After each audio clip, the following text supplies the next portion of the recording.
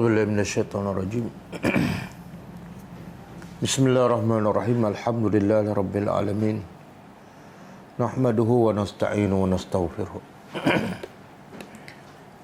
ونعوذ بالله من شرور أنفسنا ومن سيئات أعمالنا. من يهده الله فلا مضل له ومن يضلل فلا هادي له. أشهد أن لا إله إلا الله وحده لا شريك له وأشهد أن محمدا عبده ورسوله. سبحانك لا علم لنا إلا ما علمتنا إنك أنت العليم الحكيم. اللهم علمنا ما ينفعنا وانفعنا بما علمتنا وزدنا علما. اللهم آت أنفسنا تقواها وزكها أنت خير من زكاها أنت وليها ومولاها. ربي يسر ولا تؤسر ربي تمم بالخير أما بعد. InsyaAllah malam ini kita sambung tadabbur surah Al-Anfal ayat 41. Sebelum tu kita tengok pengajaran ayat yang lepas, ayat 38 ke? 38 ke?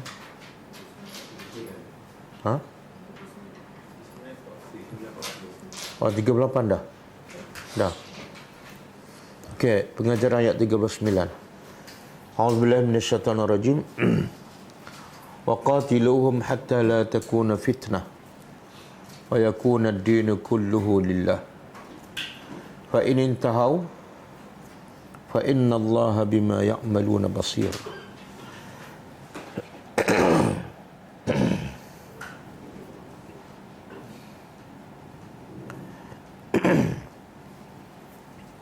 Maksudnya, dan perangilah mereka sehingga tidak ada lagi fitnah, dan sehingga agama itu semuanya benar-benar menjadi hak Allah. Maka sekiranya mereka berhenti, maka sesungguhnya Allah dengan apa yang mereka lakukan Maha melihat. Pengajarannya, pertama, wajib ke atas setiap orang yang mengaku beriman, wajib ke atas setiap orang yang mengaku beriman, berdakwah, mengajak manusia beriman kepada Allah,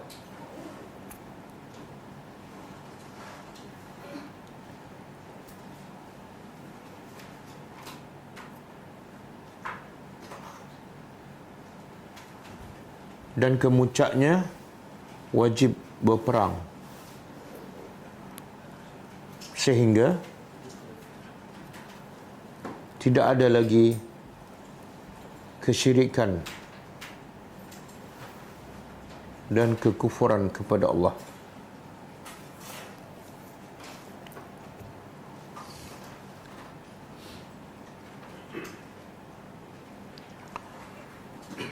Yang kedua,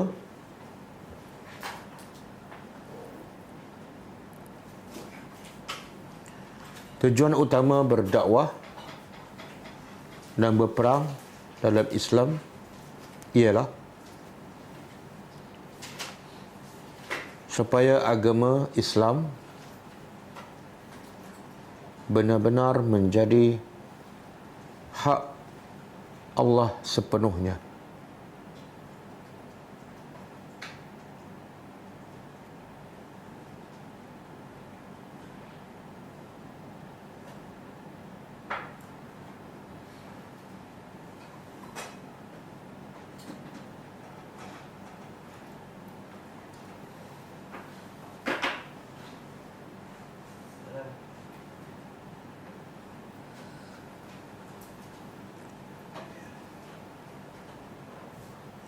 Yang mana ketika itu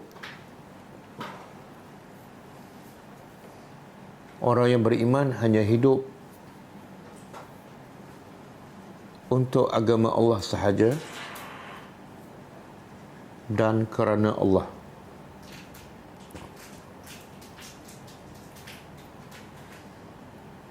Yang ketiga,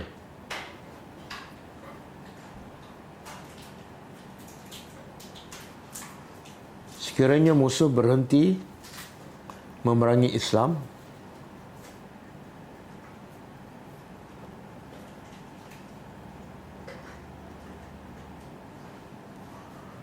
maka hendaklah berhenti memerangi mereka.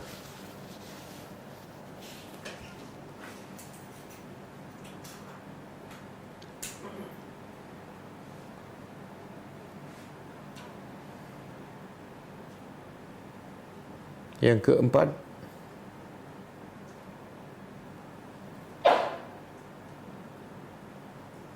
apa saja yang dilakukan oleh musuh sama ada ketika mereka memerangi Islam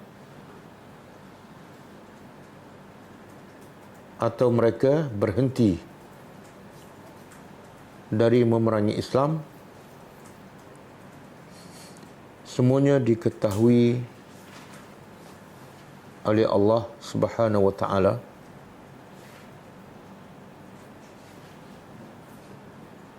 dan Allah akan membalasnya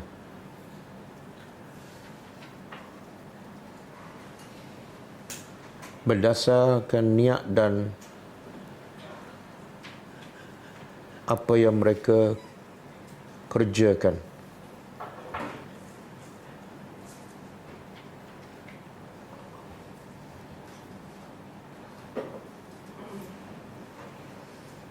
Okey, ayat yang ke-40. Wa in tawallaw fa'lamu anna Allaha maulakum ni'mal maula wa ni'man nasir. Maksudnya, dan sekiranya mereka berpaling dan terus memerangi Islam, maka ketahuilah sesungguhnya Allah adalah penolong kamu, dan dialah sebaik-baik penolong dan sebaik-baik pelindung. Pengajarannya,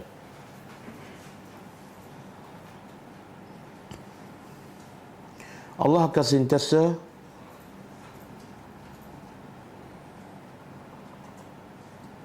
melindungi dan menolong orang-orang yang beriman.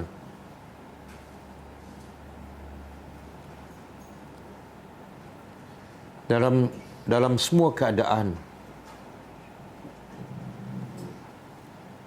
selagi mana mereka benar-benar mentaati Allah dan Rasul.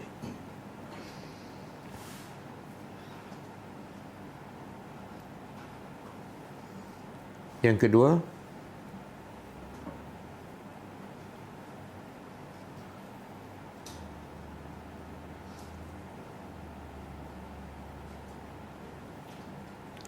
tidak ada penolong dan pelindung yang paling baik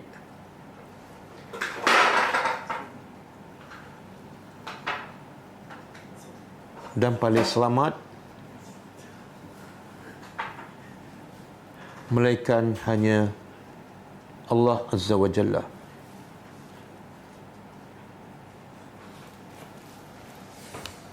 Okey, kita sambung tadabbur ayat seterusnya.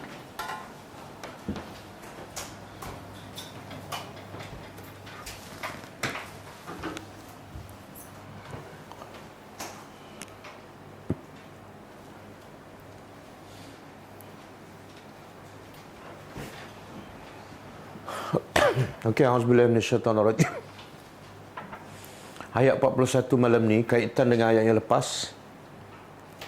Kalau ayat yang lepas Allah menceritakan ayat 40, ayat 39. Waqatiluhum hatta la takuna fitnah. Perangilah mereka sehingga tidak ada lagi fitnah, dan wa yakuna ad-dinu kulluhu lillah, dan sehingga agama itu betul-betul menjadi milik Allah. Maka ayat malam ni menceritakan tentang pembahagian harta rampasan. Jadi kaitannya, perangilah mereka, dan sekiranya kamu menang dalam peperangan, macam mana pembahagian harta rampasan.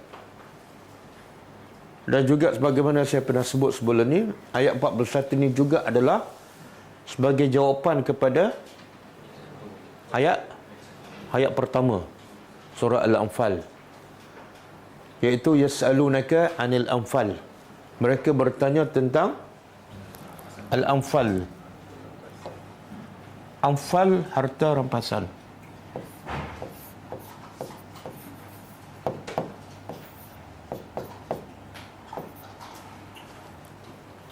Tapi ayat pertama Allah guna perkataan Al-Anfal, kan? Jawapannya Allah tak guna perkataan Al-Anfal. Allah kata apa? Wa'lamu annama ghanimtum. Jadi Al-Anfal di sini Allah guna Al-Ghanaim. Al-Ghanaimu jama'ah, kalau mufrad Al-Ghanimah.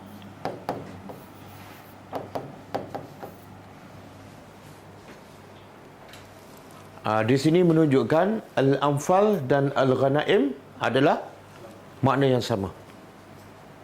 Apa maknanya?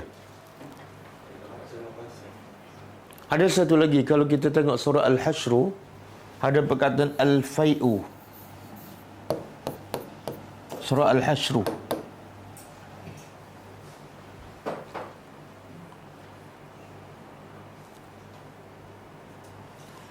Ada? Cuba tengok surah Al-Hasyr. Wa ma afa Allah. Kan? Ayat berapa? Ayat 6 dan ayat 7. Terjemahan apa dia? Apa yang kamu?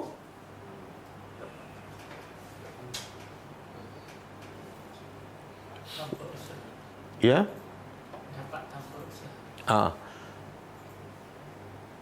Wa ma afa. Wa ma afa'a. Apa yang Allah berikan kepada kamu, ala rasulihi, ke atas rasulnya, minhum, daripada mereka, iaitu daripada musuh, fama aujaftum, maka tidak kamu menggerakkan ke atasnya dalam peperangan itu, min khailin, daripada kuda, wala rikabin, walaupun tunggangan, walakin Allah, tetapi Allah memberi kekuasaan ataupun menguasai rasulnya ke atas siapa yang dia kehendaki. Maknanya dalam peperangan ni kamu tak gerak pun kuda dan unta kamu, makna tak berlaku peperangan. Habis, macam mana kamu dapat harta rampasan? Yusallitu, Allah memberi kemenangan secara percuma.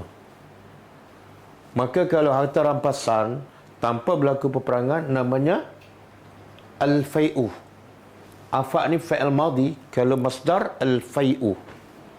Al-Fai'u. Kita balik pada ayat tadi. Okey.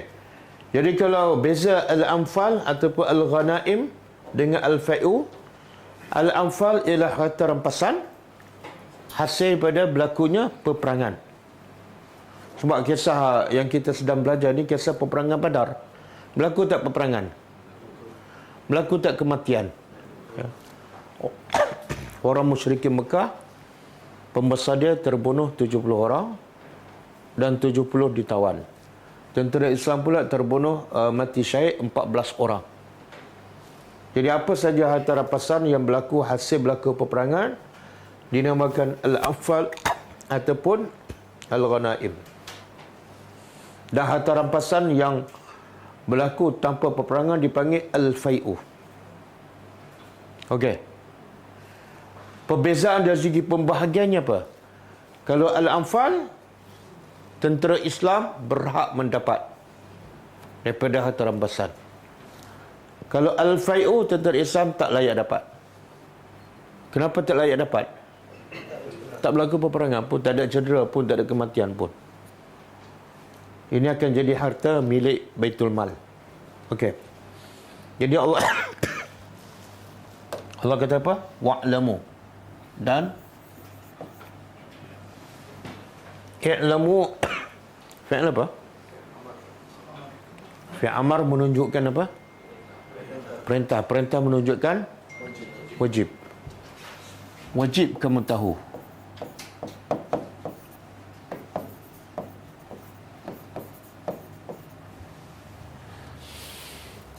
Annama, sesungguhnya, hanyalah. Annama, sesungguhnya, hanyalah.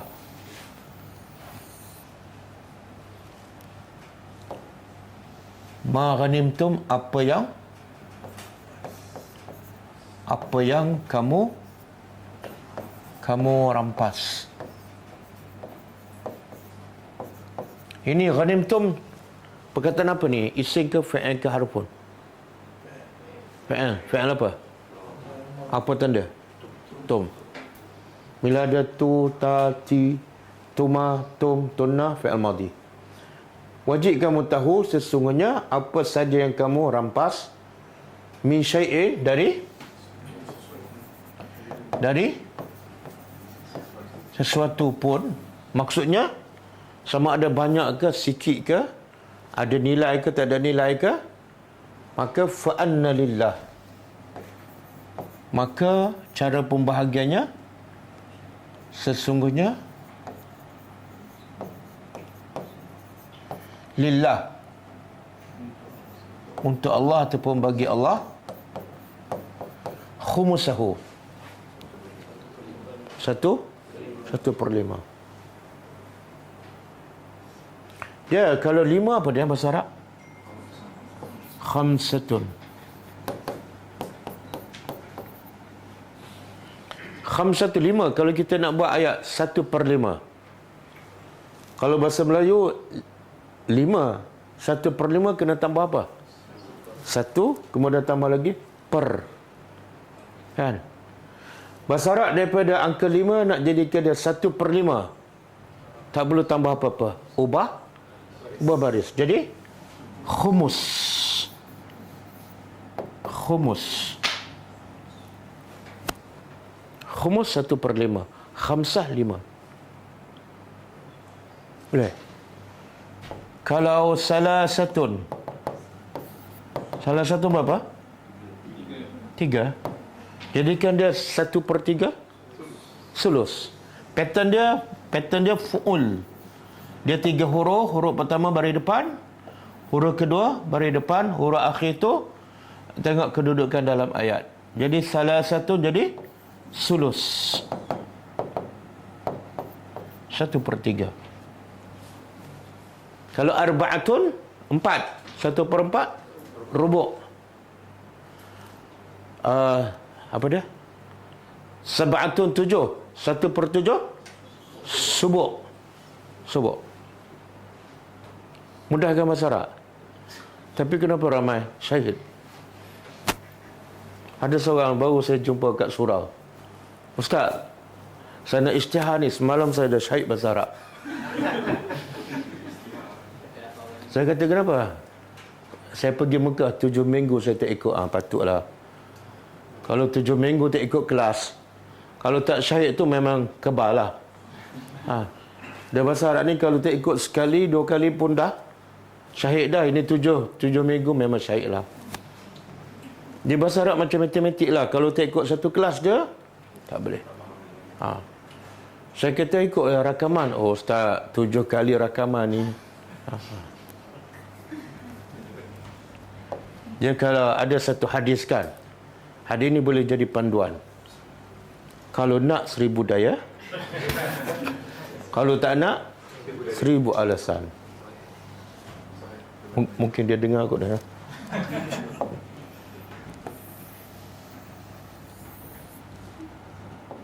Okey. Apa saja yang kamu rampas daripada harta peperangan, maka bagi Allah 1/5.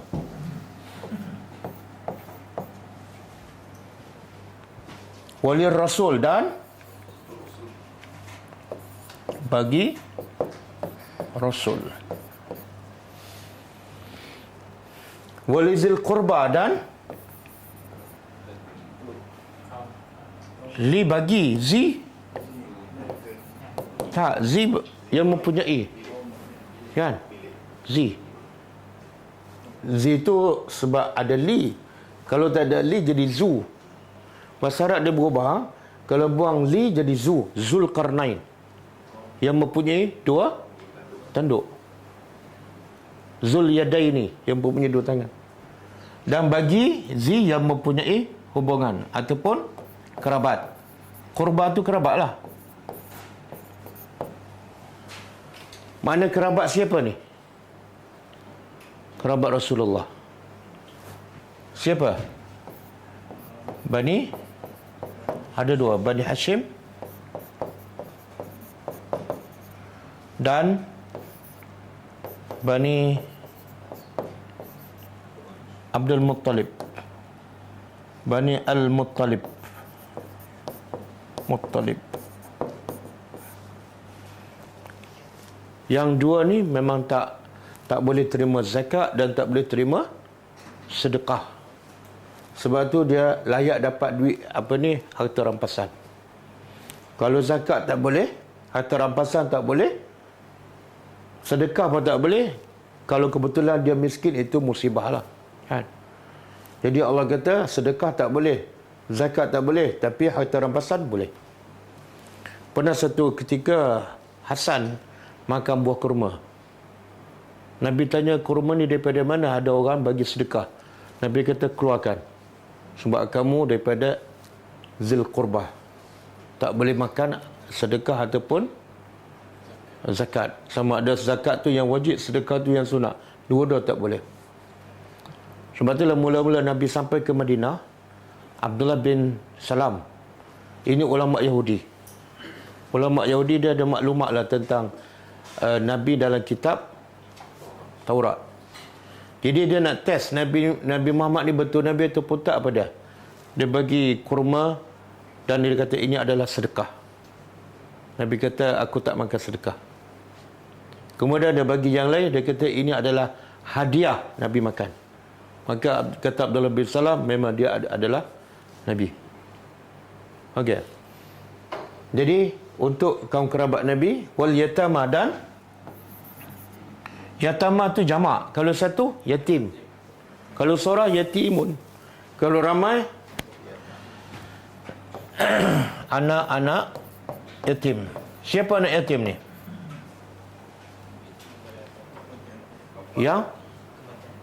Yang kematian bapa dan belum balik.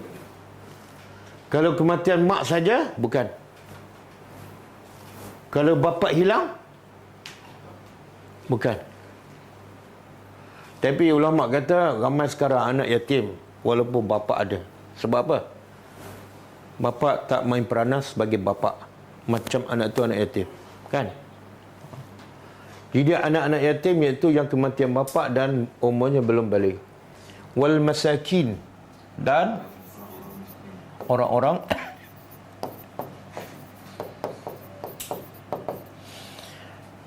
Allah sebut sini masakin. Allah tak sebut fuqara. Dia kaedah dia, kalau Allah sebut masakin saja, maka dia termasuk fakir. Kalau Allah sebut fakir saja, maka dia termasuk miskin. Itu kaedah dia. Tapi kalau Allah sebut dua-dua sekali, al-fuqara wal masakin, macam surah Taubah kan? Dua-dua Allah sebut, makna dua-dua tu berbeza. Boleh faham? Sekarang Allah sebut masakin, tak sebut fuqara. Kalau orang tanya, miskin ni termasuk tak orang fakir? Ya, termasuk. Kalau sebut dua-dua, makna berbeza. Fakir lain, miskin lain. Apa beza dia? Antara fakir dengan miskin. Apa beza?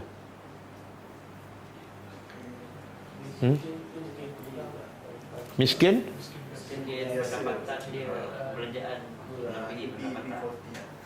Oh, miskin tu pendapatan dia, perbelanjaan dia lebih daripada pendapatan.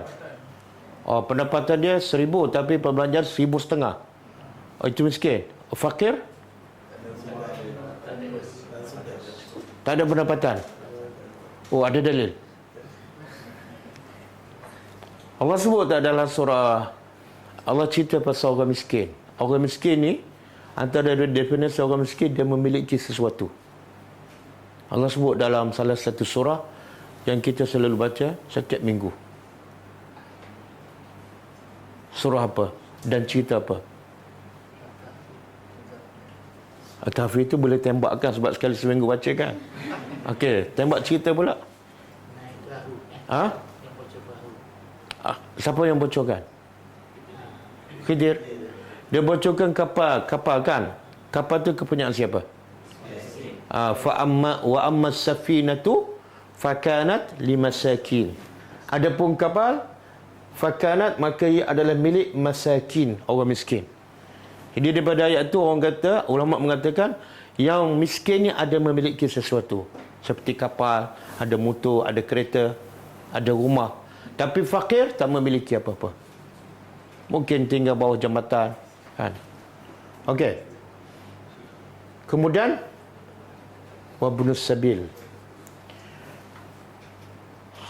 1, 2, 3, 4 wabnus sabil. Okey. Dan ibnu sabil ni siapa?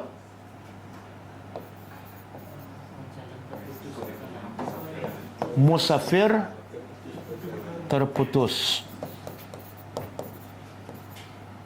bekalan. Walaupun dia kaya gila kan, tapi terputus bekalan, kad kredit dia yang 10 semua hilang. Boleh tak kita bagi duit daripada harta rampasan untuk dia beli tiket balik? Boleh? Boleh.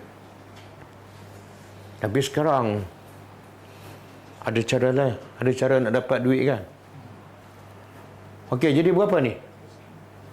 Allah 1/5.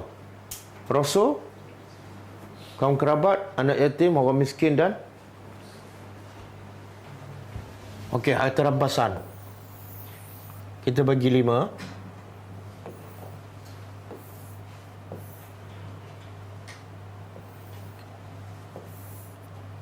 Lima kan? 1/5 ni, ni. Untuk siapa ni?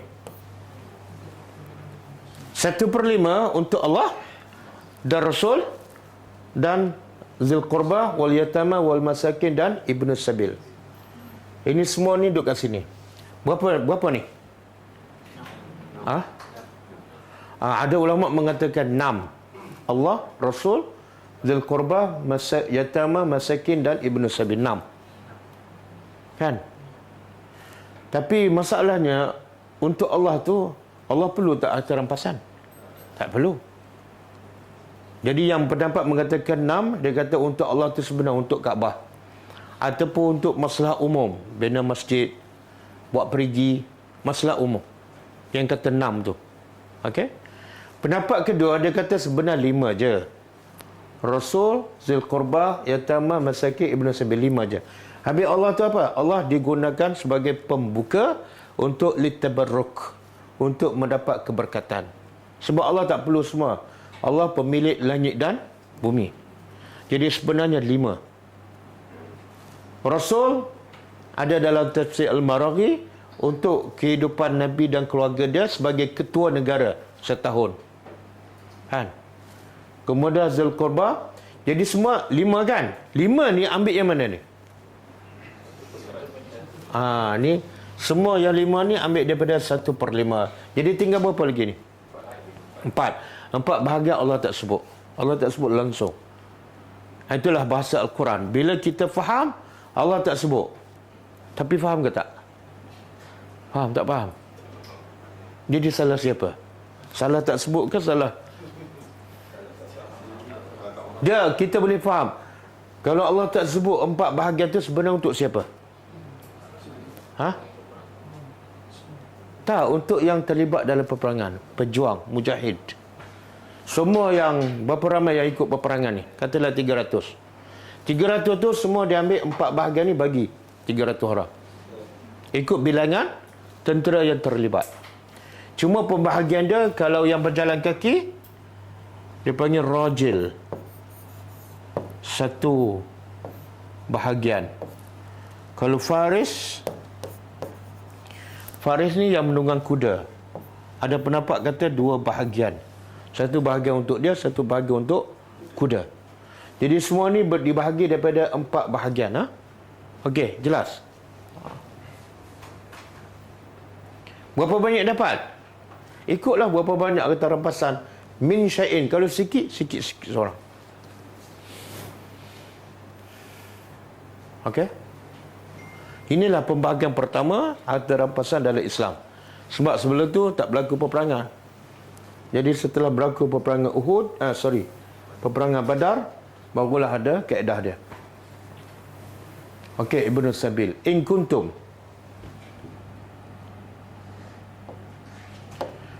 Soalan dia untuk Rasul masa Nabi hidup. Sekarang Rasul dah mati. Kalau ada harta rampasan untuk Rasul tu pergi ke mana? Ada pendapat kata pergi pada Baitul Mal. Ada pendapat mengatakan pergi pada pengganti Rasulullah. Kalau selepas Rasulullah mati, siapa penggantinya? Pergi ke Abu Bakar. Okey.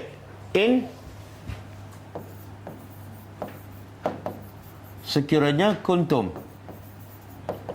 adalah kamu. Kuntum ni bahasa Arab ke bahasa Melayu? Bahasa Arab pun ya, bahasa Melayu pun betul. Cuma bahasa Melayu kena tambah kuntum. Adalah kamu amantum. Kamu telah beriman billah kepada Allah, wa ma anzalna, dan apa yang anzalna apa dia? Yang kami telah turunkan ala abdina, ke atas hamba kami. Hamba ni seorang ke ramai ni? Seorang ke ramai? Kalau seorang abdun kan? Abdun. Kalau seorang. Kalau jamak plural? Ibadun. Hamba-hamba. Kita biasa baca tak dalam apa-apalah, dalam bacaan zikir ke solat, perkataan ibad? Bila tu? Maksud terakhir, assalamu alayka, assalamu alayna wa ala ibadiyas salihin. Okey, apa yang kami telah turunkan ke atas hamba kami, siapa tu? Nabi Muhammad. Kenapa Allah tak sebut wa ma anzalna ala rasulina? Apa yang kami turun kepada rasul kami? Darjat. Mana lebih tinggi darjat, hamba ke rasul? Ya ke?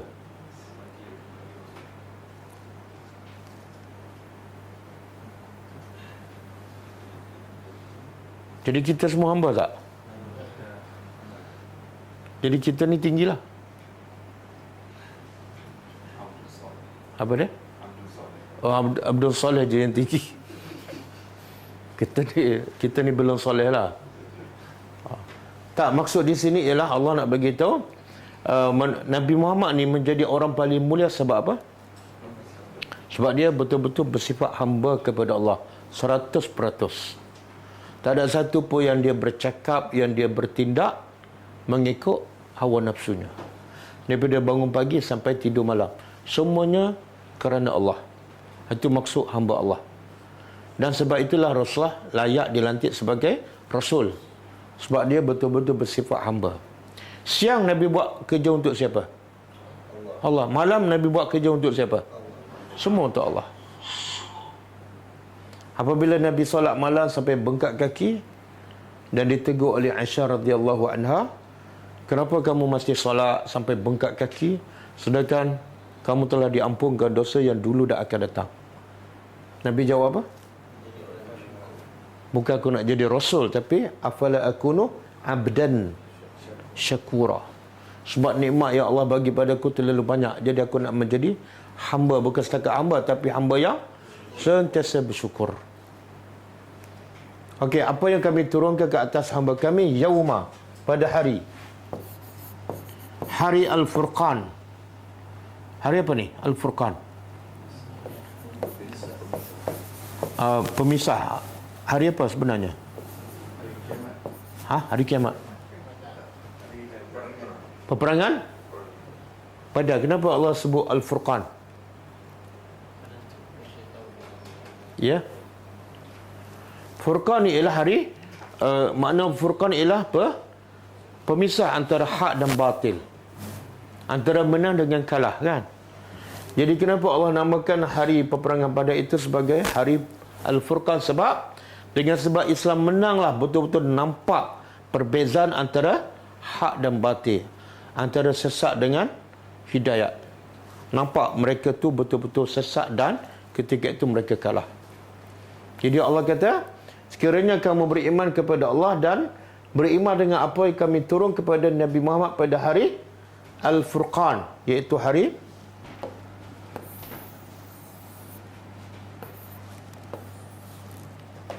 Yauma, hari Iltaqa. Iltaqa apa dia? Bertemu ataupun bertembung. Al-Jam'an. Dua? Kalau satu Al-Jam'u. Satu Al-Jam'u. Kalau dua, tambah alif nun. Dua kumpulan. Iaitu kumpulan tentera beriman dan kumpulan tentera musyrikin. Ada tak jam'an dalam surah Al-Kahfi? Ada?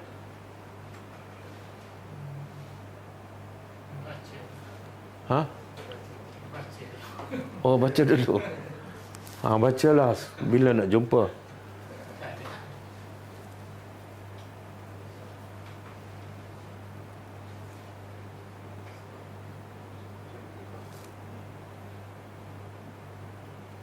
Pertemuan antara dua laut, kan? Kan? Bukan, itu Ar-Rahman. Apa dia? Falamma? Itu kisah Nabi Musa.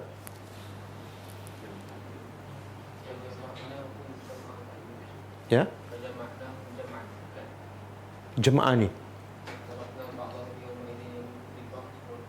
Tak, kisah Musa berjalan dengan pembantu dia untuk jumpa dengan Khidir. Jadi tempat perjumpaan tu dipanggil Majma'al Bahraini. Oh, bukan, itu Majma', sorry. Patutlah tak jumpa. Okey, wallahu dan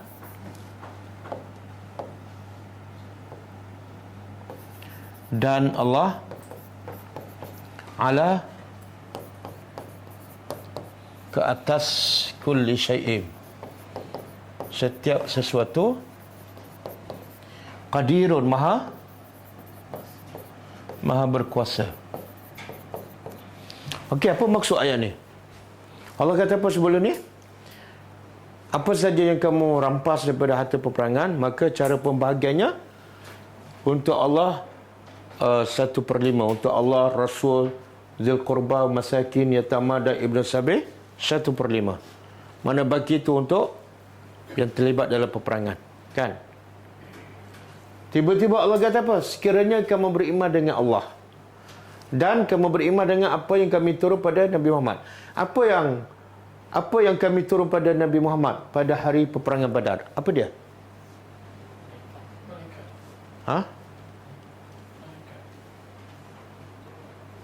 Bukan malaikat juga. Malaikat betul, tapi maksud ayat ini bukan malaikat. Iaitu Al-Haq. Bila Allah bagi kemenangan, itu sebenar Allah menurunkan kebenaran. Sebagai bukti ia adalah benar, iaitu dapat mengalahkan musuh.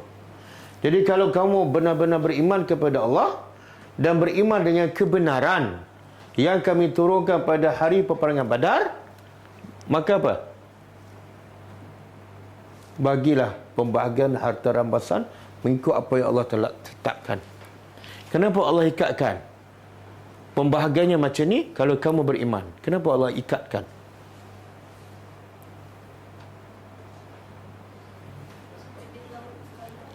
Apa dia? Mana satu Allah nak bagi motivasi, kamu mengaku beriman kan? Okey, ini cara pembahagian. Jangan lebih. Motivasi. Yang kedua, Allah nak bagi tahu kalau kamu tak ikut, kamu tak beriman. Macam saya kata, tulislah nota sekiranya kamu seorang pelajar. Apa makna tu? Apa makna? Saya buat contoh je, bukan betul ni. Mana saya nak bagi tahu, tulislah. Kalau tak tulis, bukan pelajar. Okey, saya tarik balik. Okey. Dan hujung ni Allah kata apa? Allah atas setiap sesuatu maha berkuasa. Apa dia ni? Apa maksud setiap sesuatu dan berkuasa? Kalau ikut dalam peperangan ni, logiknya apa dia? Tentera Islam kalah. Bahkan tentera Islam pada awalnya langsung tak nak pergi berperang. Target dia apa dah? Bila peringkat awal nak pergi rampas harta dagangan Abu Sufyan. Lepas tu bila tahu tentera Quraisy datang, Allah sebut, kamu ni kalau boleh kamu tak nak berperang. Sebab apa? Tak bersedia dan mereka rasa mereka bilangan kecil, senjata pun tak cukup, tentera musyrikin dah besar, dah ramai. Jadi mereka tak nak. Sebab ikut logik akal. Tapi Allah kata apa? Allah maha berkuasa atas setiap sesuatu, iaitu memberi kemenangan pada kamu. Jadi pengajaran ayat ni apa dia? Kemenangan itu bukan bergantung pada bilangan ramai ataupun senjata yang canggih. Okey, ayat seterusnya. Is. Ingatlah.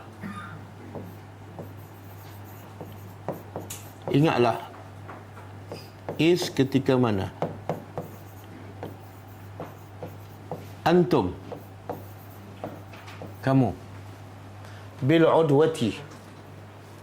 Udwati ni apa makna dia? Al-udwati.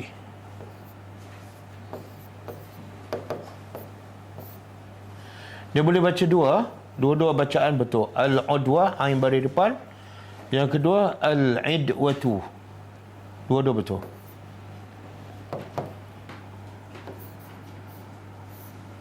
Syati'ul wadi wa janibuhu.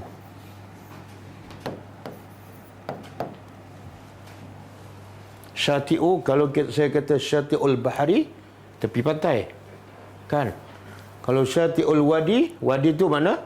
Lembah. Jadi udwah tu mana? Di pinggir ataupun di tepi lembah. Okey, Allah kata apa? Ayat ni sebenarnya Allah nak ingatkan orang-orang yang beriman yang terlibat dalam peperangan, khususnya tentang apa? Nikmat yang besar yang Allah bagi pada mereka dalam peperangan Badar, supaya mereka menjadi orang yang syukur. Ingatlah ketika mana kamu bil udwati, berada di terjemah apa tu? Pinggir. Di pinggir lembah.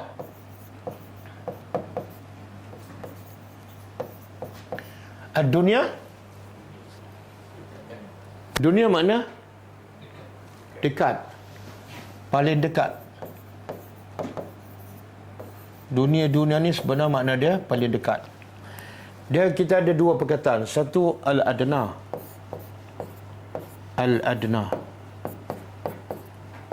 Yang kedua ad-dunya.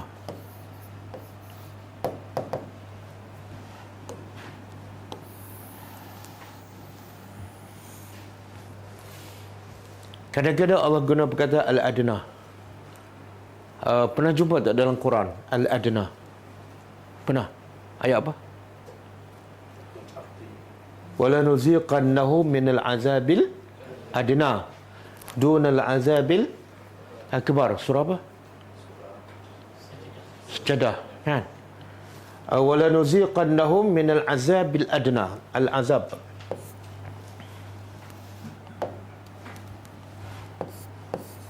Kami akan timpa pada mereka azab yang adna, paling dekat. Paling dekat di sini makna paling kecil. Tapi di sini adna ni terjemah paling dekat. Ad-dunia pun diterjemah paling dekat. Makna sama. Yang membezakan apa? Kita belum belajar lagi. Sebab tu semua tak boleh jawab. Dia al-adna ni perkataan muzakkar. Muzakkar tu untuk lelaki. Azab kan muzakkar kan? Kalau azab muzakkar adna. Dunia ni untuk muannas. Tengok dua tiada tak? Bila tak muannas, sini kena dunia. Tak boleh kata al-udwati al-adna, salah. Ataupun al-azabu ad-dunya, salah. Makna sama. Cuma yang beza yang ni muzakkar untuk perkataan lelaki, yang ni untuk perkataan muannas. Maknanya sama. Boleh? Dalam surah apa? Walaqad zayyana as-samaa'a dunia ke adna? Surah apa tu? Al-Mulk. As-sama ad-dunya.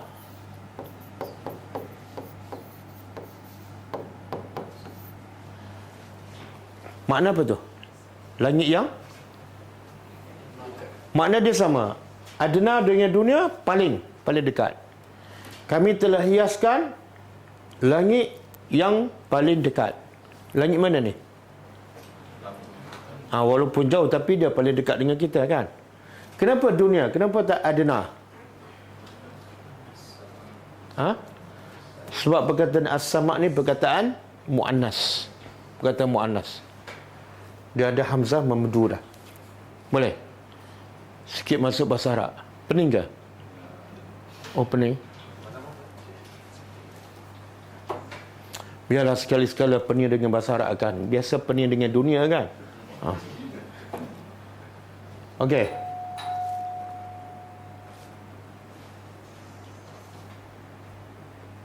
Wahum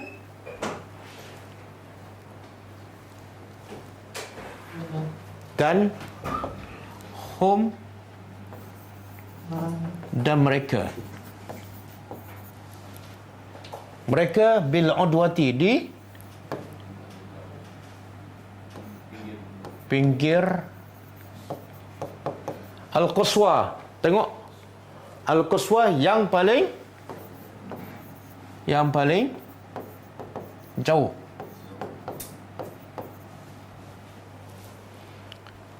Al-Quswa sama dengan dunia. Al-Quswa. Bunyi sama tak? Dunia, Quswa. Baris sama tak? Dunya, Quswa. Sama tak? Mana yang ni Quswa ni muannas. Cuba cari perkataan Quswa ni, jadikan dia muzakkar.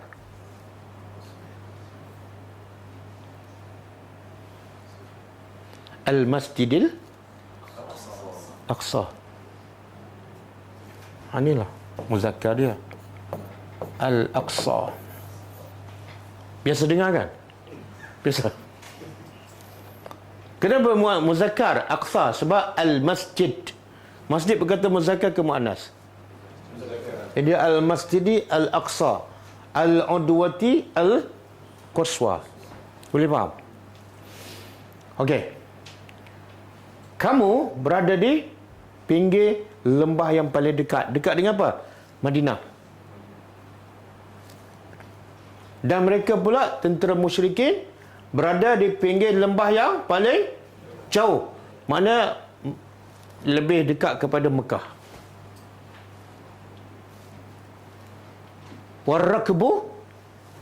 Warakbu. Dia terjemah apa tu?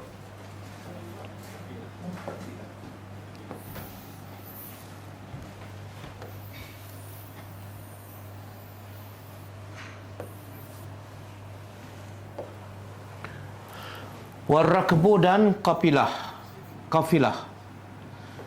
Kafilah ni bahasa Arab ni. Bahasa Melayu apa dah? Rombongan dagangan. Rombongan dagangan asfala minkum. Bawah. Minkum dari kamu.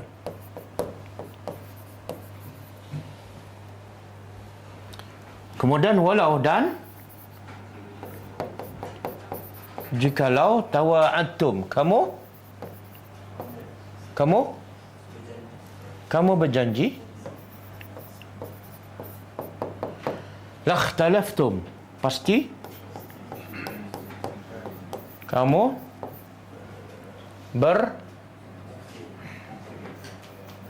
mungkir fil mi'ad, dalam perjanjian ataupun dalam waktu pertemuan.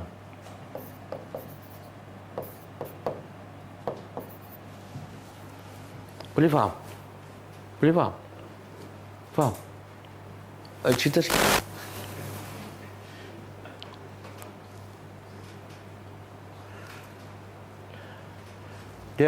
Saya kena lukis peta lah. Boleh nak kosongkan. Tolak ke atas. Okey.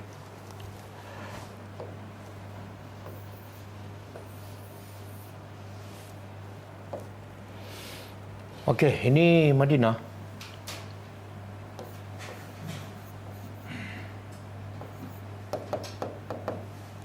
Sini Mekah kan? Dia peta Saudi macam ni rasanya. Betul? Betul Madinah macam ni?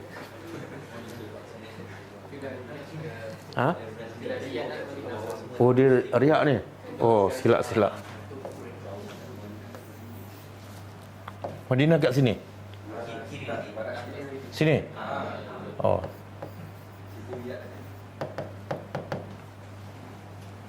Mekah ni bawah sangat ni Yaman kan?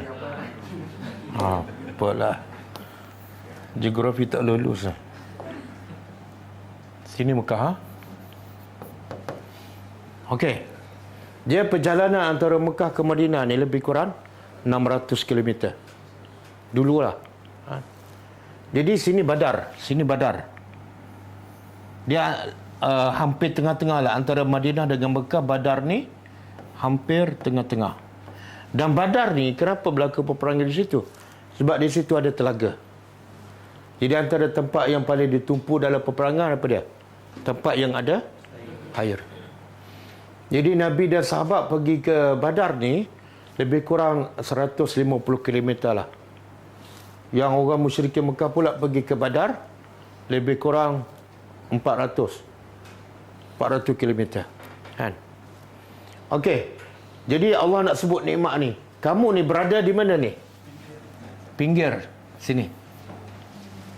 Pinggir lembah Badar. Tapi lebih dekat kepada apa? Madinah. Orang musyrikin berada di pinggir lembah, tapi paling jauh. Sebab dia lebih dekat kepada Mekah, sebab dia datang daripada Mekah. Satu lagi kumpulan. Warakbu. Siapa tu? Abu Sufyan. Abu Sufyan duduk kat mana? Asfala ni bila rombongan Abu Sufyan bila dapat tahu Nabi dan para sahabat datang nak rampas harta dagangan dia. Ini jalan dia ni, Badar ni jalan daripada Syam nak balik ke Mekah, memang dia lalu ikut Badar. Tapi bila dapat maklumat Nabi nak rampas harta dagangan mereka, Abu Sufyan pergi ke sini. Dia menghala ke tepi laut. Biasa tanah bila nak pergi ke laut dia menurun ke meninggi? Itu makna aspal. Faham? Okey. Jadi Allah kata apa? Sebenarnya Allah nak sebut ni, ayat ni lebih Allah nak sebut geografi.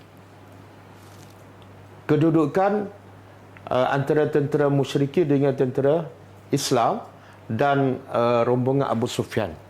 Kedudukan tu Allah susun yang merupakan satu nikmat sehingga mereka menang. Okey, tentera Islam duduk kat sini kan? Tentera kafir kat sini kan? Dan tentera Islam kita dah belajar sebelum ni. Tempat mereka tu tanah dia, siapa ingat?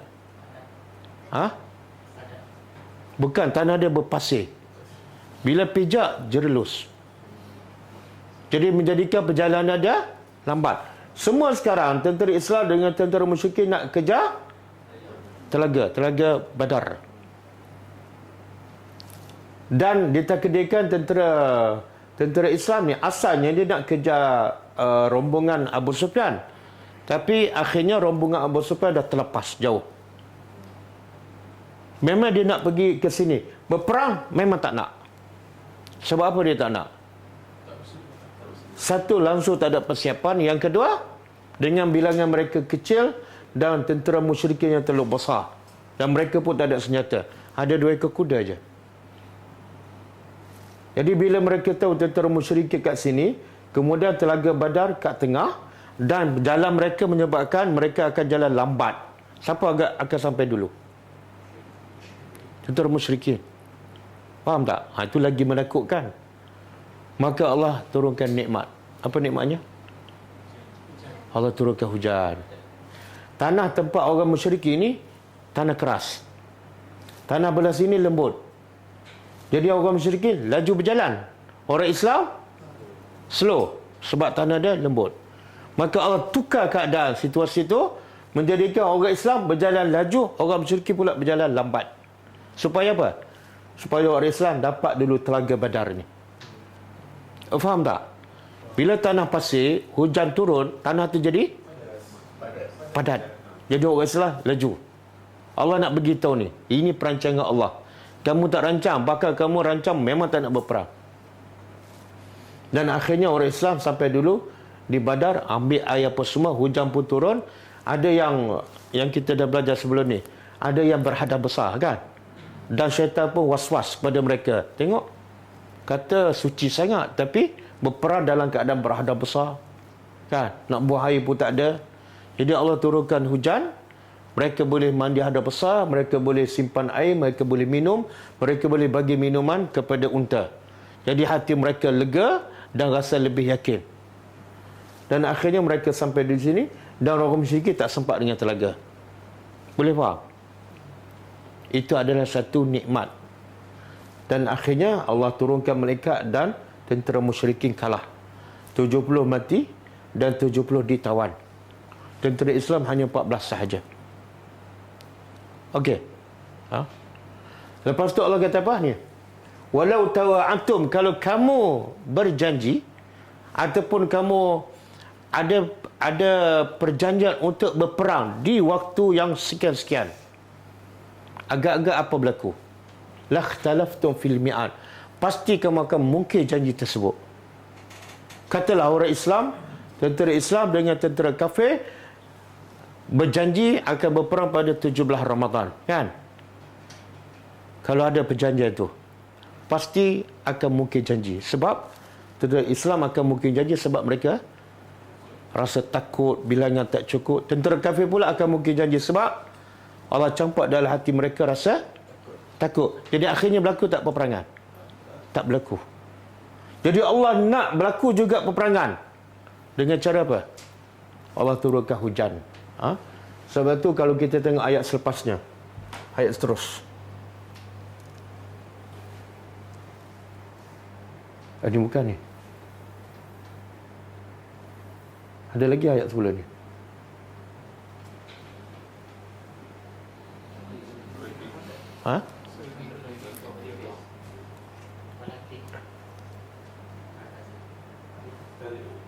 Tarik.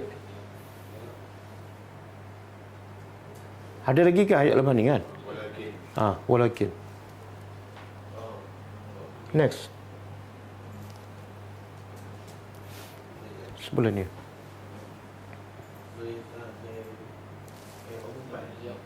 Ayat ni juga.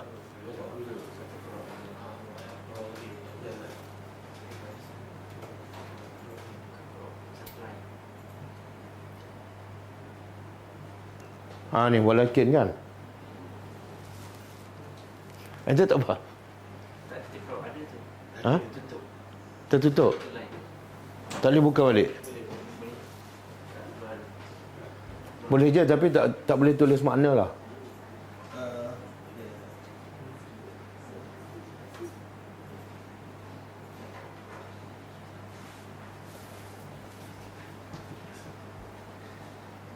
Dia terpotong kat sini.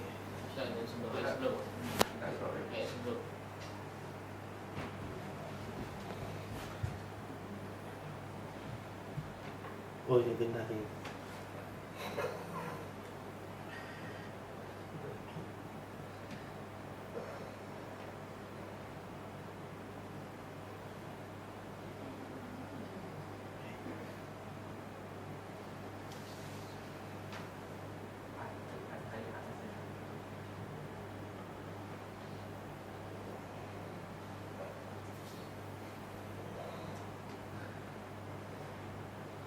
Okey. Walakin akan dan akan tetapi liyaqdi Allah untuk yaqdi Allah apa dia? Allah untuk Allah menetapkan ataupun memutuskan, menetapkan amran, sesuatu perkara kana maf'ula, yang adalah maf'ula apa dia? Pasti berlaku.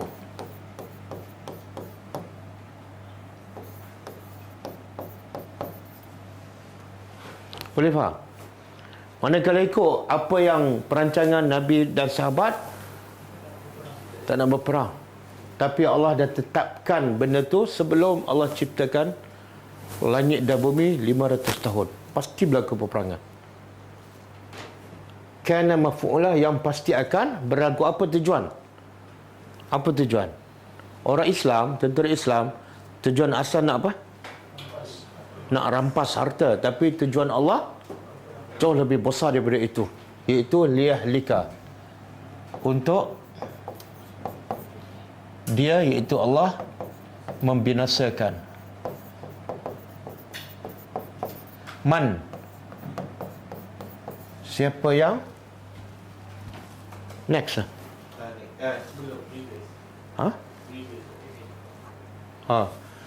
Untuk membinasakan man halak, siapa yang halak, binasa, an bayyinah,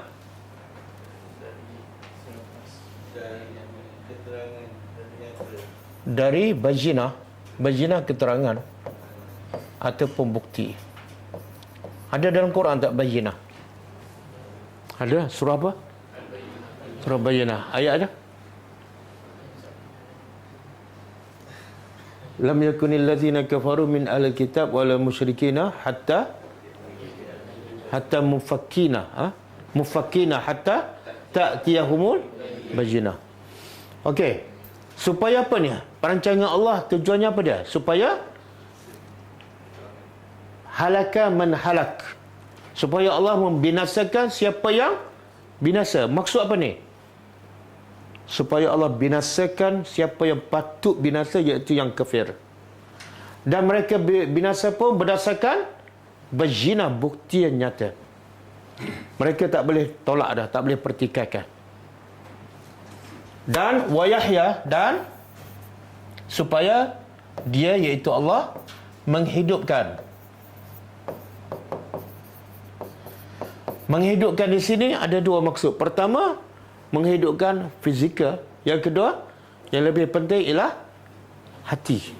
supaya Allah menghidupkan man hayya, siapa yang hidup, iaitu orang beriman. Siapa yang hidup, iaitu orang beriman. An bajina juga kita terjemah an tu melalui bukti yang nyata. Boleh faham? Dia beza tak suasana kalau Nabi dan sahabat berjaya merampas harta dagangan Abu Sufyan sahaja, dengan Nabi dan sahabat berjaya mengalahkan tentera musyrikin yang begitu ramai? Beza tak suasana? Apa bezanya? Kalau dapat harta rampasan, apa jadi? Sedikit pun tak menakutkan orang musyrikin, dan mereka tak akan rasa mereka tu lemah. Betul tak? Cuba bayangkan kalau tentera Islam tak menang dalam peperangan Badar, ataupun tak berlaku peperangan, agak-agak menang tak dalam peperangan Uhud? Tak. Peperangan Badar ni motivasi besar untuk kemenangan peperangan seterusnya. Faham? Apa pengajaran yang paling besar?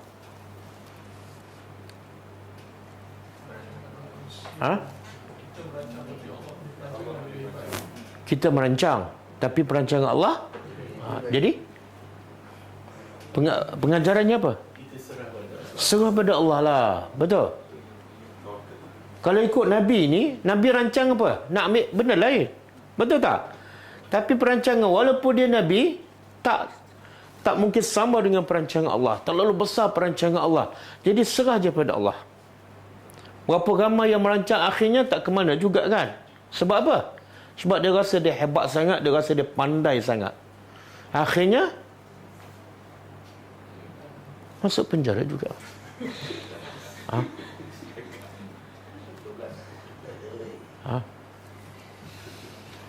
Tak, ini besar pengajaran ni. Sebab kadang-kadang orang buat kerja dakwah kan. Kadang-kadang macam-macam ada rancang. Lepas 5 tahun kita akan targetnya sekian-sekian. Lepas 10 tahun, bagi saya lah tak payah rancang. Habis kena buat apa? Buat je yang Allah suruh. Allah suruh berdakwah je lah. Allah suruh berdakwah dengan hikmah. Dan yang baki itu serah pada Allah. Allah akan bantu kita, Allah akan sebarkan, Allah akan bagi apa yang kita perlukan. Tapi dalam keadaan kita tak ikut perintah Allah sepenuhnya, perancangan kita bukan main hebat. Tengok sampai sekarang tak ada perubahan. Betul? Sebab itu sama juga. Ketika Nabi merancang nak pergi buat umrah pada tahun berapa? 6 Hijrah. Betul kan? Bagus tak buat umrah? Bagus. Tapi perancangan Allah apa dia? Apa perancangan Allah? Kamu tak boleh pergi umrah. Allah boleh tak nak halang daripada awal lagi? Allah begitu Nabi, kamu pergi umrah pun tak boleh masuk. Baik tak payah pergi. Boleh tak? Boleh. Kenapa Allah biarkan pergi? Sampai dekat Mekah dah. Kan? Berjalan kaki, ada yang berjalan kaki, bergilir naik unta, dan perjalanan pula 1 minggu lebih. Dah dekat dengan Mekah dah. Sehingga bila Nabi suruh sahabat tanggal ke ihram, ramai yang membantahkan. Sebab fras. Nak pergi buat umrah di rumah Allah, tiba-tiba dihalang oleh orang kafir. Kan? Perancangan Allah pada. Apa perancangan Allah? Kamu pergi bukan untuk buat umrah, tapi untuk buat perjanjian. Mana lebih, impaknya lebih besar? Pergi dapat buat umrah dengan berlaku perjanjian. Mana impaknya lebih besar untuk Islam? Kenapa? Dengan berlaku perjanjian menunjukkan apa? Kerajaan musyrikin mengiktiraf tak kerajaan Islam? Kalau tak iktiraf, kenapa dia buat perjanjian? Betul tak? Satu pengiktirafan kekuatan Islam. Yang kedua? Antara poin perjanjian ialah kalau orang Mekah pergi ke Madinah, orang Madinah akan hantar balik kan? Okey, tak ada masalah. Tapi kalau orang Madinah pergi ke Mekah, orang Mekah tak perlu hantar balik. Betul tak? Sampai Umar pun tak setuju. Tapi apa kebaikannya? Orang Madinah yang pergi ke Mekah tak boleh balik. Orang Madinah yang berada di Mekah jadi pendakwah di Mekah. secara rasmi dibenarkan. Boleh faham? Dan akhirnya kerana ada perjanjian itu berlaku pengkhianatan. Orang musyrikin batal tak perjanjian. Itu menjadi penyebab untuk Nabi bukan buat umrah saja, buka terus ke Mekah. Nampak? Jadi bila kita buat kerja dakwah, buat aja apa yang Allah suruh, jangan merancang macam-macam lah. Kadang-kadang nampak perancangan hebat tapi hampir. Okey, wa annallah, dan sesungguhnya Allah lasami'un, pasti sami'un, maha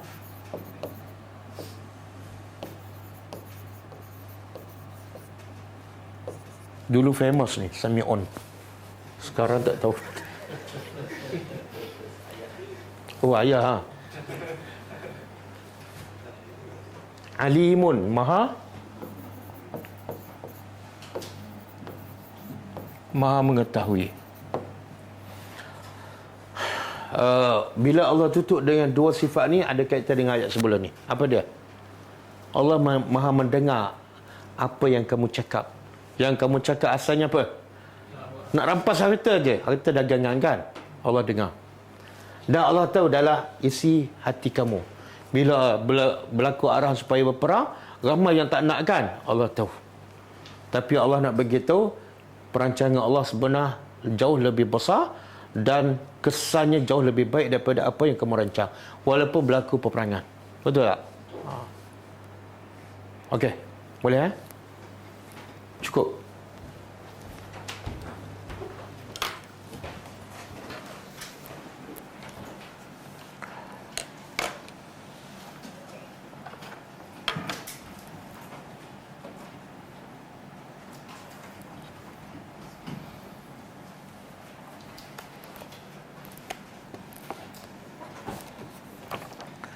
Okey, kita baca sikit buku ni. 62 amalan pembuka pintu syurga.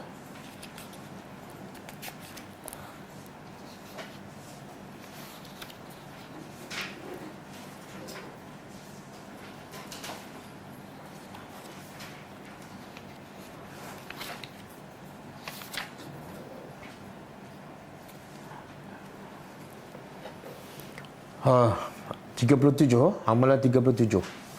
Muka surat 97. Amalan 37 iaitu bersabar menghadapi hal-hal yang tidak disukai. Biasa yang tak sabar tu benda yang kita tak sukalah kan.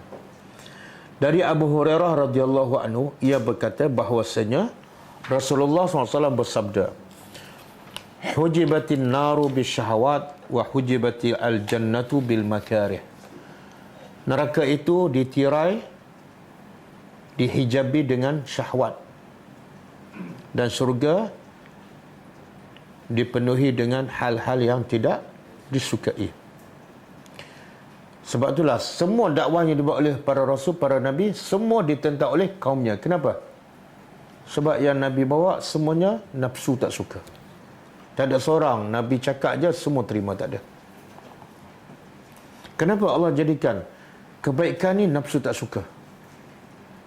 Walaupun kadang-kadang mudah kan.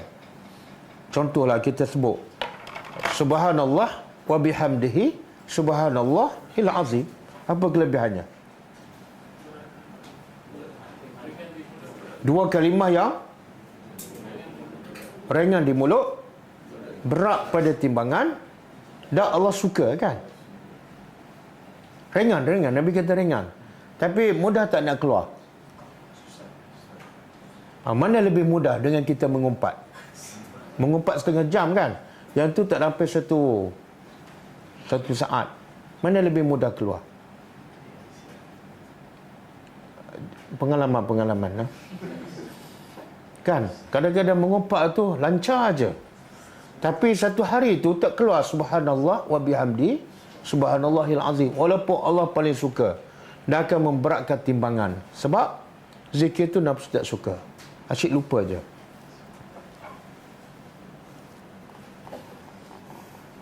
Okey. Kemudian daripada Anas, hadis yang lain daripada Anas radhiyallahu anhu, dia berkata, Nabi SAW bersabda, hufatil jannatu bil makarih wa hufatin naru bis syahwat. Surga itu diliputi dengan hal-hal yang tidak disukai dan neraka diliputi dengan syahwat. Sama maksud dia. Ni, surga diliputi oleh benda yang tak disukai. Nabi kata apa? Man salaka tariqan yaltamisuhu fi ilman sahalallahu lahu tariqan ila jannah. Siapa yang menempuh jalan untuk menuntut ilmu, apa Allah mudahkan? Jalannya ke syurga. Allah permudahkan. Jalan ke mana? Bukan ke Putrajaya, bukan ke universiti, tapi ke surga. Apa kena buat? Pergi kelas, faham Quran, belajar sunnah. Tapi senang tak nak pergi kelas ni? Susah. Kalau saya ajak pergi kendurikan setiap hari, pergi tak? Walaupun kenduri kena bayar kan, kelas beri je, sampu tu. Betul kan? Kadang-kadang kenduri kat mana? Kajang satu, Serembang satu, Sungai Buloh satu. 3 tempat, satu hari pergi. Cancel ke hari tu kan? Al-Hafiz Ibn Hajar Al-Asqalani rahimahullah menjelaskan, lafaz al-makarih adalah apa saja yang diperintahkan kepada seorang mukallaf agar dirinya berusaha keras untuk mengerjakan ataupun meninggalkannya, seperti perintah untuk mengerjakan berbagai macam ibadah sesuai dengan ketentuannya dan menjaga ibadah-ibadah itu, serta perintah untuk menjauhi hal-hal yang dilarang, baik yang berbentuk ucapan maupun perbuatan. Adapun di antara bentuk al-makarih, benda yang tak disukai, adalah bersabar dalam menghadapi musibah. Nak sabar dalam perkara yang kita tak suka, itu memang sukar. Ramai orang tewas. Melalui hadis ini, Nabi SAW seakan-akan bersabda bahawa seseorang tidak akan masuk ke syurga kecuali dengan cara melakukan hal-hal yang berat, yang diistilahkan dengan hal-hal yang tidak disukai.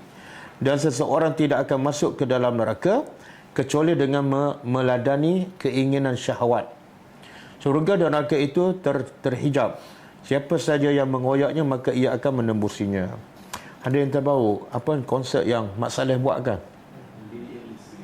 Kan? Bila konsep tu malam kan? Tapi bila dia tunggu? Daripada pagi kan? Daripada pagi untuk pergi? Oh. Kalau orang datang kelas tak ada bermalam, pagi dah ada, itu tanda-tanda kiamat. Ha?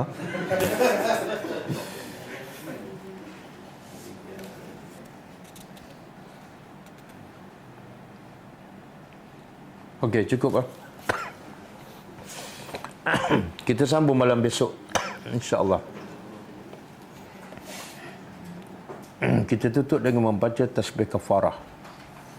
Subhanakallahumma wa bihamdika asyhadu an la ilaha illa anta astaghfiruka wa atubu ilaik. Assalamualaikum warahmatullahi wabarakatuh. كتاب الله ترق جنانه وتنل